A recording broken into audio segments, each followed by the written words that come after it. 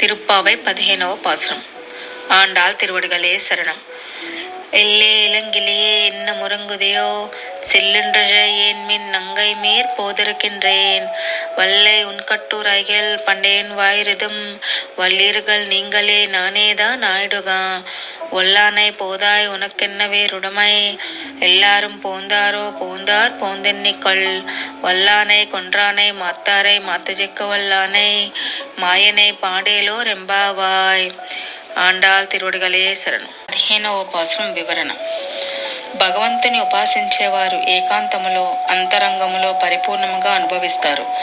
కానీ బాహ్యంగా లోకంలోకి వచ్చేసరికి అదంతా మాసిపోతుంది.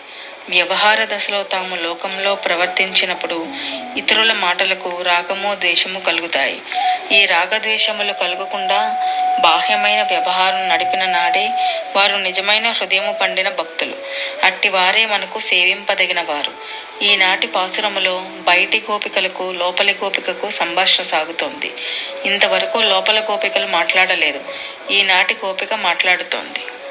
ఆమె నేడు వీరి పాటలు లోపలి నుండి విని, ఆహా ఏమి భాగ్యశీలురు, బృందగానము చేస్తున్నారే అందరూ కలిసి అని ఆనందముతో పొంగిపోయి, ఆమె కూడా వారి కంఠముతో కంఠము కలపాలని మెల్లగా గానము చేస్తోంది. పైన ఉన్న గోపికలు విని ఎల్లే ఎలంగిషియో, ఏమి లేత చిలుక అని సంబోధించారు. ఆమె కంఠములోనున్న మాధుర్యమును చూసి వారు అలా సంబోధించారు. ఇంకా నిద్రపోతున్నావా అని అడిగారు. ఆ మాట వినగానే లోనున్న ఆమె తాననుభవించే అనుభవానికి భంగమని ఒక్కసారిగా అందరూ జల్లుమని కేకలు వెయ్యకండి అన్నది. ఏమిది మాటకు మాట చెబుతోంది? ఈమెకు నిజమైన భక్తి కలిగితే ఒకరన్న మాటకు మనస్సు చెడకూడదు. ఇతరులు మనను దూషించినా తుల్య నిందాస్తుతి, ఇతరుల నింద కాని స్తుతి కాని మనవి కాదు, వాడి అనుగ్రహం అని భావించాలి. ఆ స్థితి కలగలేదా? కలిగింది. కానీ భగవంతుని యొక్క భక్తుల గానము చేస్తున్న గానమునకు ప్రతిబంధకముగా వచ్చిన శబ్దము మనసునకు వేదన కలిగి పలికింది. కానీ వీరి యొక్క ధ్వనిని కాదు ఆమె ఆక్షేపించినది, కానీ వీరికి అన్యదా భావమైనది. మీరు చాలా పూర్ణులు, వస్తున్నాను అన్నది ఆమె. వీరికి వెంటనే తమను ఆక్షేపించినట్లయినది. మేము పూర్ణులమ్మా, మేము కాదు, నీవు పూర్ణురాలువి. మేము స్వామితో సమాగమము లేక బయలుదేరి వస్తుంటే నీవు హాయిగా నిద్రిస్తూ మేము పూర్ణులమంటావా? నీ మాటలు చాలా కఠినములు అన్నారు వీరు. అవతలి వారు ముందే నీ మాట నాకు తెలుసును అన్నారు. ఈ విధంగా మాటకి మాట సాగుతోంది. ఇది ప్రధానమైన శత్రువు. ఒకరితో ఒకరు వాదిస్తే హృదయములో అవతరించే భగవదనుభవం తగ్గిపోతుంది. అందుచేత వాదము ఉండకూడదు. ఆ వాదములోకి దిగినది ఈ గోపిక. వెంటనే జ్ఞానోదయం అయ్యింది. కాదు, నానేదా నాయుడుగా నేనేలే అన్నది. ఎవరు కఠినులు అంటే మీరు అనుకున్నారు.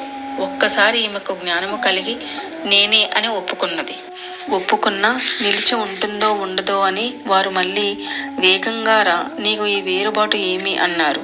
దానికి సమాధానం చెప్పలేదు. అంతటితో ఆపేసి అందరూ వచ్చారా అని పలుకరించినది. వచ్చారు, వచ్చి నీవు చూసి స్పృశించి లెక్కించు అన్నారు. ఇదే కావలసినది. మహాపురుషుల యొక్క దర్శనము స్పర్శ లభిస్తే తమకు భగవత్ ప్రాప్తి లభిస్తుంది. కనుక ఆమె ఒక్కసారి వెలికి వచ్చి చూసి స్పృశించి లెక్కించాలని కోరారు. ఎందుకు? స్వామిని కీర్తించడానికి. ఎవరిని? కృష్ణ భగవానుని. ఏమి చేశాడు ఆయన? వల్లానై కొండ్రానై. ఆనాడు కంసుని దగ్గరకు వెళ్ళినప్పుడు కువలయాపీడమనే ఏనుగు వస్తే ఆ బలిష్టమైన ఏనుగుని సంహరించినాడు. అంతేనా? చానూర ముష్టికులని 2 మల్లులను మట్టు పెట్టినాడు. అట్టి మాయావి అయిన వాడిని పాడటానికి వెడదామురా. ఈ ఏనుగే మనలోనున్న అహంకారం, ఈ చానూర ముష్టికులే మనలోనున్న ద్వంద్వములు. ఇవే రాగద్వేషములు, సుఖదుఖములు. వీటిని మట్టుపెట్టిన వాడు, ఆ ఏనుగు సంహరించిన వాడు ఆయన. రా అంటున్నారు.